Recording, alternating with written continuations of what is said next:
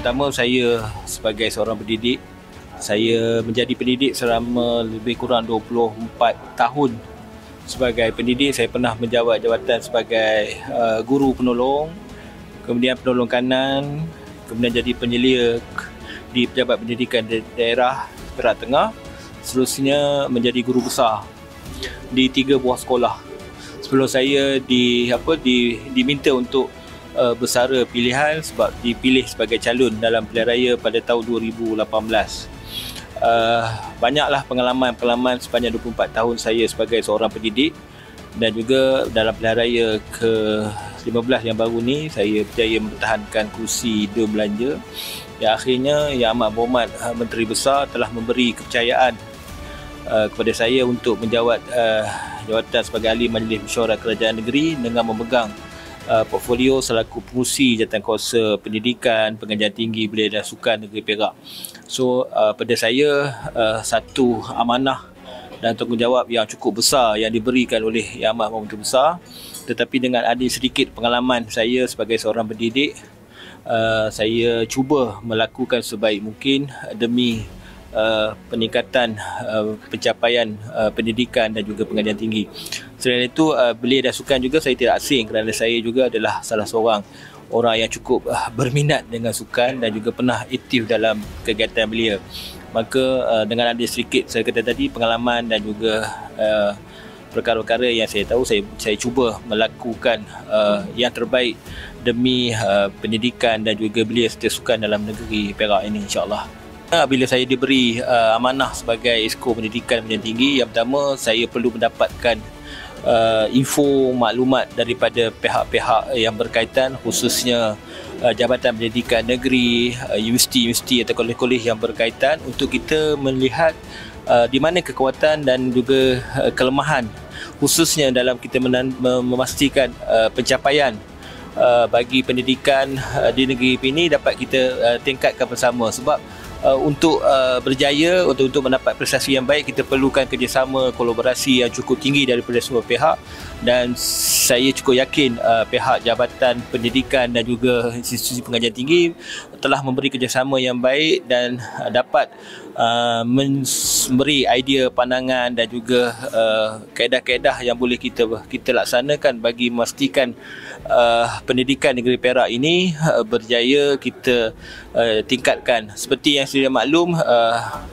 kriteria ataupun pencapaian dalam peperiksaan awam merupakan salah satu elemen yang boleh dikata sebagai benchmark untuk melihat pencapaian bagi sesebuah negeri dan juga jabatan pendidikan. Maka semasa saya mengambil amanah dan tanggungjawab berkaitan dengan perkara ini, saya telah pun mendapat kerjasama yang baik dan telah diberi penerangan yang detail oleh pihak pengurusan tertinggi jabatan untuk kita sama-sama memacu kecemerlangan pendidikan di negeri Perak itu.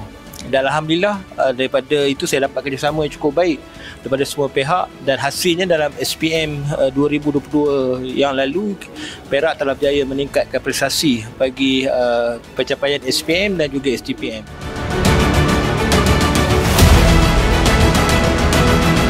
Dari segi pendidikan, kita di pendidikan ni kita ada pendidikan sekolah rendah dan juga pendidikan sekolah menengah. Dia punya pencapaian dan juga kriterianya berbeza. Daripada apa yang saya lihat, antara cabaran yang perlu kita harungi bersama bagi kedua-dua agensi sekolah rendah, sekolah menengah ni adalah dari segi kita memastikan murid datang ke sekolah, dia belajar. Itu yang pertama. Yang keduanya, kita nak pastikan budak-budak ni hadir ke sekolah. Sebab setiap sekolah diberi KPI oleh KPM 95%, dan bukan semua sekolah boleh capai KPI tersebut kerana ada pelbagai faktor dari segi kehadiran pelajar ini. Mungkin dari segi diri pelajar itu sendiri, mungkin dari segi masalah keluarga dan sebagainya. Itu satu cabaran yang boleh juga kita jadikan sebagai penghalang untuk kita memastikan anak-anak ni mendapat pendidikan yang sewajarnya di sekolah rendah ataupun sekolah menengah. Itu cabaran yang pertama. Yang kedua, dari sekolah rendah ni, kita nak pastikan pelajar-pelajar sekolah rendah ni dia menguasai kemahiran asas, iaitu kalau istilahnya 3M lah: membaca, menulis dan mengira. Sebab kita tak nak budak ni berada di tahun 4, 5, 6 masih ada lagi yang tak boleh membaca, yang tak boleh menulis dan mengira.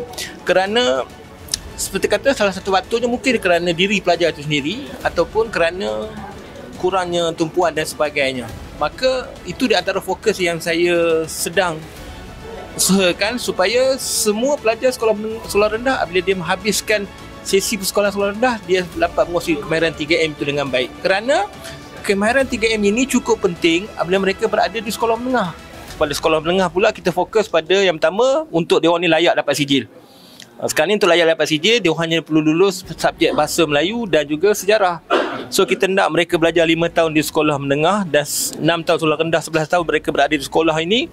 Mereka akan akhirnya nanti mendapat sijil pelajaran Malaysia untuk mereka gunakan untuk mereka melanjutkan pelajaran, untuk mereka mendapat pekerjaan dan sebagainya.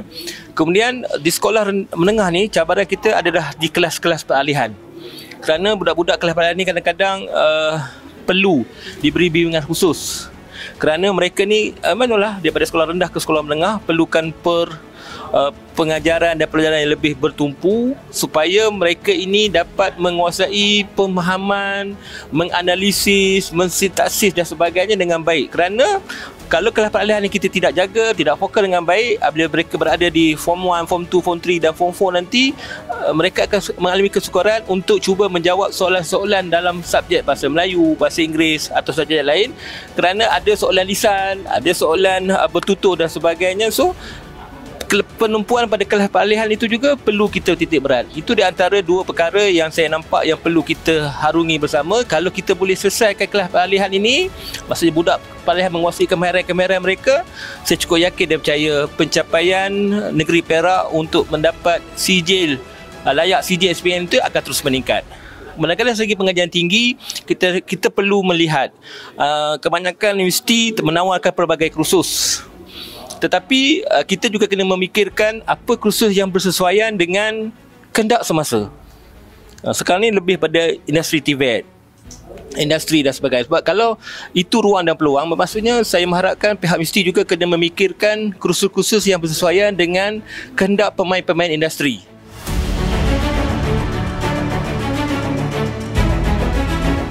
Pertamanya saya kata tadilah, kejayaan kita ukur kalau pendidikan ni berdasarkan pada pencapaian lah. Pencapaian pendidik kita, warga pendidik di negeri Perak ni cukup banyak. Antara yang saya kata adalah pencapaian dan periksaan awam. Kemudian kita ada guru ikon sepenuh hari guru. Dan kita juga ada pencapaian dalam bidang sukan di kejohanan MSSM. Untuk makluman, Perak berada di ranking ketiga MSSM baru ni, banding tahun lepas nombor 5. InsyaAllah ranking ni kita baik kerana kita juga kena memikirkan, sebab dalam falsafah pendidikan negara kita perlu melahirkan insan yang seimbang dan harmonis dari segi jasmani, emosi, rohani, intelek, dan yang terbaru ni ada satu lagi JC, social. So benda-benda ni yang perlu kita bangunkan. Dan dalam bidang akademik, seperti kata tadilah, dalam bidang HEM kita memastikan tiada lagi masalah disiplin dan berapa berjaya kita tangani bersama, dan juga masalah yang melibatkan ketidakhadiran dan sebagainya. So itulah antara fokus kejayaan yang kita capai. Kemudian dari bidang sukan kita juga meneruskan program pembangunan sukan, kerana kita perlu bakat sukan ni perlu kita pupuk daripada awal, dan pihak Jabatan Pendidikan cukup mendapat kerjasama yang baik daripada Majlis Sukan Negeri. Kerana ada di kalangan atlet-atlet negeri, di kalangan sekolah murid sekolah ni yang juga berada dalam senarai panjang ataupun long list untuk pasukan Sukma 2024. So mereka ni merupakan antara kejayaan yang perlu kita harungi bersama. Kemudian dari segi pengajian tinggi kita lihat banyak kejayaan diraih oleh universiti-universiti seperti USAS, seperti UPSI, UiTM yang berada di negeri Perak ni yang cukup baik dan berjaya mengangkat martabat pengajian tinggi di negeri Perak ni, khususnya universiti USAS yang saya nampak cukup berkembang dengan baik. Cukup berkembang dari segi pencapaian, dari segi kemasukan pelajar yang semakin bertambah dan sebagainya. Kerana kursus-kursus yang ditawar itu merupakan antara kursus yang menarik minat kepada para pelajar untuk mengikuti dan sebagainya. So itu di antara pencapaian yang boleh kita tingkatkan lagi dari semasa ke semasa dengan adanya komitmen, dengan ada kerjasama daripada semua pihak, insyaAllah.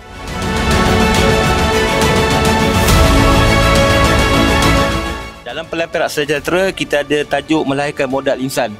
So di antara modal insan tu mestilah bermula daripada pendidikan dan juga belia. Dari segi pendidikan, kita ada program yang selalu orang sebut program tuition Cikgu Syarani. Dan saya nampak program tuition Cikgu Syarani cukup memberi impak yang besar, khususnya dari segi pencapaian pelajar, dari segi mahasiswa dan sebagainya. Dari segi mahasiswa, kalau dalam program tuition Cikgu Syarani, sebagai kita memastikan modal insan kita baik, kita ada program bantuan sara diri mahasiswa yang kita diperuntukkan sebanyak RM2 juta oleh kerajaan negeri untuk kita memberi bantuan-bantuan kepada mahasiswa yang berada di IPT yang sedang melanjut pelajaran, yang kita beri sedikit wang saku, mungkin 500 dan sebagainya. So ini merupakan salah satu perancangan, dan insyaAllah program yang baik ini kita akan teruskan. Kemudian dari segi kita juga sedang merancang dan sedang melaksanakan program tuition online untuk pelajar-pelajar SPM dan juga tingkatan 4. Kemudian kita juga sedang merancang, dalam perancangan kita untuk tahun depan, kita beri fokus kepada pendidikan di sekolah agama rakyat. Kerana sekolah agama rakyat juga perlu kita perkasakan. Kita ada ujian UPKK, iaitu ujian penilaian kelas Fardu Ain dan sebagainya, yang kita nampak itu merupakan salah satu elemen yang perlu anak-anak kita duduki dan mendapat keputusan yang baik untuk mereka berada di sekolah menengah kepesertaan agama dan sebagainya.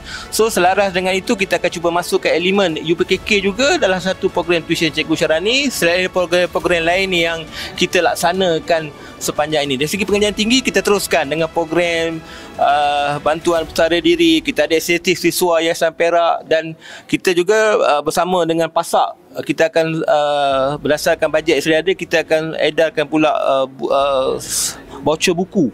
Lebih kurang hampir 400 orang pelajar yang akan menerima voucher buku ni, untuk mereka menggunakan voucher ni untuk persediaan awal mereka menghadapi kuliah dan sebagainya. Itu di antara perancangan-perancangan yang kita sedang susun, dan mungkin ada lagi penambahan-penambahan yang kita harapkan. Kita juga nak memperkasakan pendidikan bagi murid orang asli. Fokus kita murid orang asli ni kita cukup fokus, sebab mereka ni berada di kawasan tertentu dan mudah untuk kita bersama dengan mereka menyelaksanakan program, melaksanakan aktiviti dan sebagainya. Terutamanya dari segi memastikan kehadiran mereka ke sekolah. Kemudian dari segi mereka dapat menguasai kemahiran asas. Itu di antara perancangan-perancangan yang saya sedang fikirkan untuk sesi akan datang. Dan saya cukup mengharapkan dengan mendapat kerjasama yang cukup baik daripada kerajaan negeri di bawah pimpinan Yang Amat Menteri Besar, malahan beliau merupakan seorang bekas pendidik, sudah pastilah agenda pendidikan itu menjadi perkara utama yang beliau ataupun Yang Amat Berhormat sedang beri tumpuan dan sebagainya.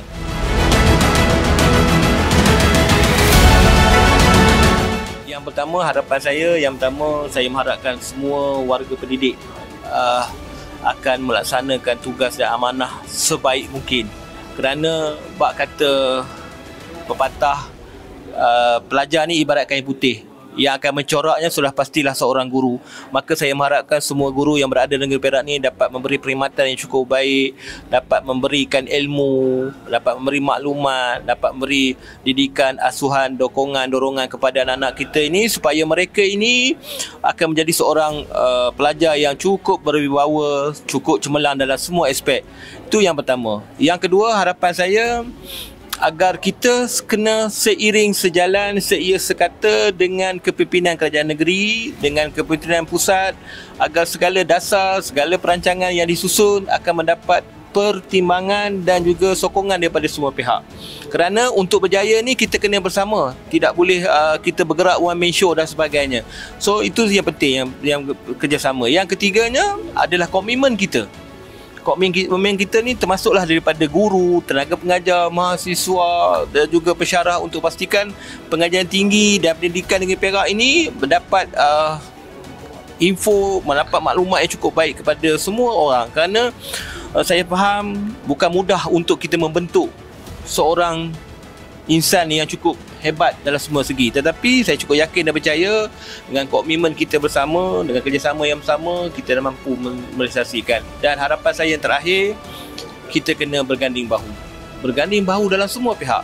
Maksudnya bukan setakat guru, tetapi pihak swasta, pihak JLC, pihak korporat, pihak awam kena bersama untuk memertabatkan pendidikan dan pendidikan tinggi di Perak ini. Kerana pendidikan pendidikan tinggi ini adalah hak kita bersama. Bukan hak kita bersama untuk kita bantu melonjakkan pencapaian, semua pelajar dan juga mahasiswa, kerana itulah imej kita, itulah maruah kita yang perlu kita dukung bersama, insyaAllah. So saya cukup yakin dan percaya kita mampu realisasikan hasrat itu.